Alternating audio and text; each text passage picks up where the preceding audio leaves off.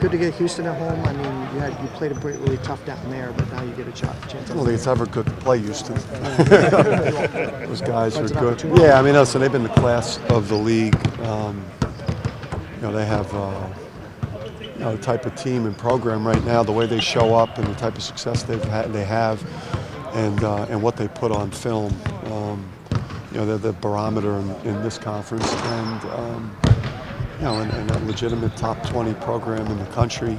And the teams that have beat them this year, that have been fortunate enough to beat them, I mean, it's like, I don't know if it was a total of 4 points or whatever it is. 1 point. It's so we have to play incredibly well, to beat a team of this caliber, whether it's home, road. But obviously, the first game we played well enough to win. We just didn't play well enough down the stretch. Did it leave kind of a little bit bitter taste in your mouth, considering the end of the game? The officials obviously messed that up. Going back and watching it, I mean, obviously, anytime an official goes over and listens to the scorekeeper, who then tells him that somebody can't go in the game, that should be allowed to go in the game, and you can't give yourself, after battling for 39 minutes and 50 whatever seconds or 40, however much time was left, to battle at that level versus a team of that caliber and not get a chance because of an official not knowing the rules. That did leave you bitter, but I mean, to be honest with you, you're more worried about us being called for over-the-back calls in that game. When you're fighting for your life on every rebound with the way that they, get into your back and attack the ball. So, it's obviously going to be an incredibly physical game. They're an incredibly physical team. And I was really proud of the way we played there. But yes, that should have never happened at the end of the game. You should know the rules. You're kind of keeping guys in that mindset that it's a playoff game, almost an elimination game, given that this is probably your last chance to get a win like this that can even meet. Yeah, we haven't talked about that at all. Just with where we're at, just in terms of like the process we're going through as a program, you just stay focused on trying to do the next thing really, really well, whether it's practice, video session, weightlifting, extra shooting, taking care of your body, study hall. We're trying to build a great organization here, so we're not.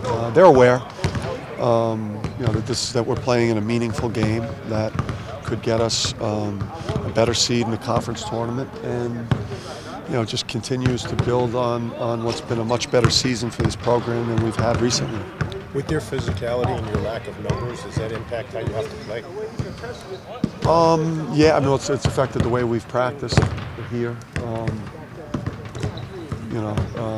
It's impacted what we've been able to do the last couple of days. We don't really know even tomorrow who's going to be available for us. Al will be a game time decision with back spasms that started during the East Carolina game, and then Sid's. I don't know. Whether Sid will be active and in uniform for the game. So, we haven't been able to do much the last couple games. We could be anywhere from 6 players to 8 players tomorrow. And does Al's inclusion in tomorrow's ceremony speak to any movement made on him, analysis of his future at all? No, I just think it, with Al, he's obviously going to have, some choices to make at the end of this year. Which we'll do together, me and him and his family and his coaches. But we didn't, in case there's a decision made where Al either, he's a number of options at his disposal at the end of this year, and we just wanted to make sure he got the proper send-off in case this is his last home game. Christian, up until even a couple of weeks ago, and he'll probably tell us the same thing in a few minutes, his goal remains, keep saying 5th banner this year. Now, sorry. Do you at least admire his confidence and his honesty? Kind of him. He, listen, he should get the most credit of anyone involved with the program, for the team showing up the way it has, and things starting to change, and the feeling around the program the way it's changed. He deserves so much of the credit for it. His will, his competitiveness, his determination has had a profound impact on the culture and the character of the team. And he's got a lot of admirable qualities. So many of them. He's got a couple. He's got to keep working on too. But I have to slip that in. But yeah, I mean, the guy's been awesome.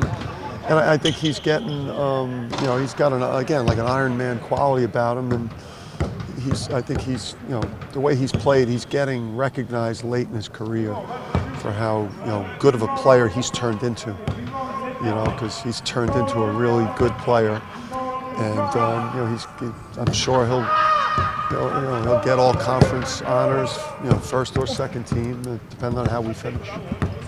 He's kind of shown a sense of urgency too. I think he's averaged 22 points over the last 5 games, maybe 7 rebounds. You see that? I just think, James' emergence, us just in general, other guys around him playing better, and then him making better decisions with when he shoots and the types of shots he shoots.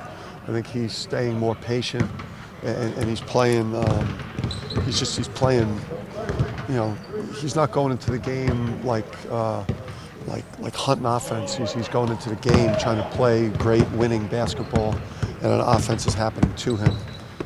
And he's kind of falling into offense as opposed to hunting it, which is always a mistake when guys start hunting offense. Danny, even though you've only had those guys the last 2 years, does it almost feel to you like you've had them for 4 because of everything that they've been through and everything that you kind of want for them? Does it almost feel like you've been their coach the 4 years? It does. It's a different feel with the multi-year guys. It's the 1 year, when you come in, that transition year is really a transition year. Like last year, I think Tom Moore said at the staff meeting at the end of last year, it's almost like at the end of the first year you get fired.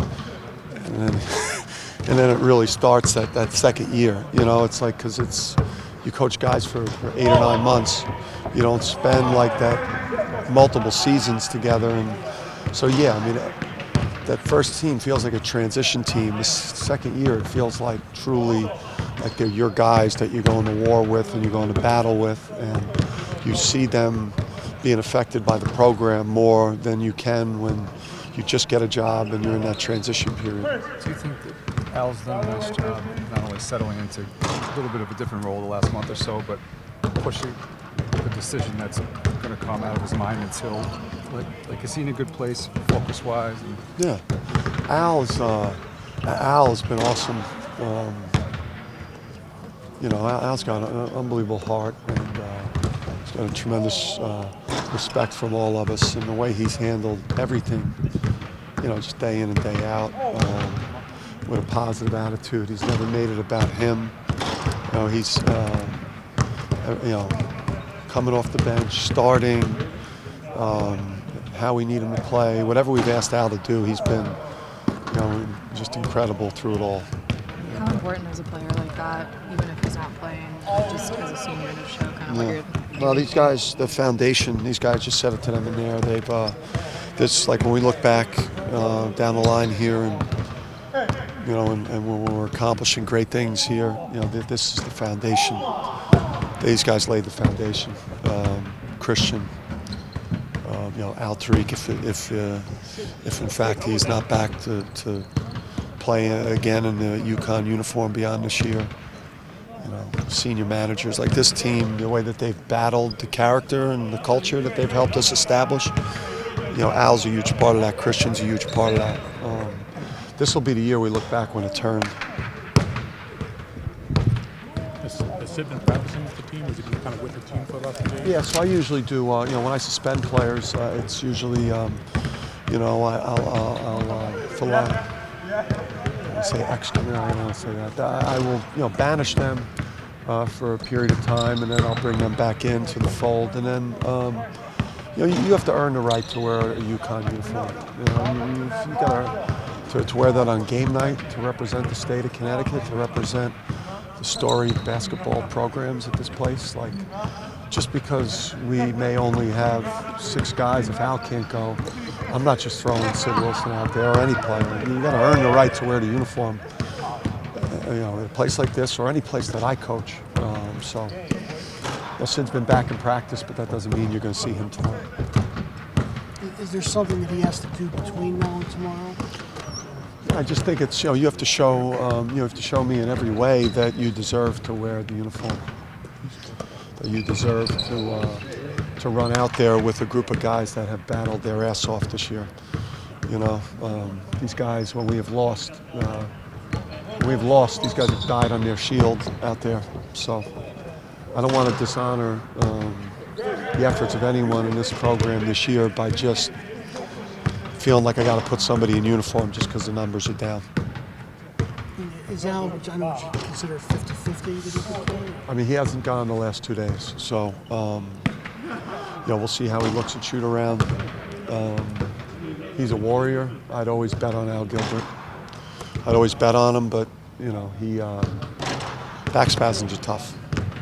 You know, I keep going to next year, and it's like the last thing on your mind right now, probably. But the way Al has adjusted to a different role in the last month, do you think that speaks to how he might adjust to a diminished role if he came back next year? Yeah, I just think, listen, whatever Al decides to do, whether it's here or grad transfer or become a professional or do something completely different, he's made of the right type of stuff. You know, he's got a huge heart. He's intelligent. He's a tremendous communicator. He's got he's got great work ethic. He's a tremendous competitor. He gets it. So, just think whatever he's going to end up doing, he's going to handle things well because of just his background and just the qualities he's developed because of his background.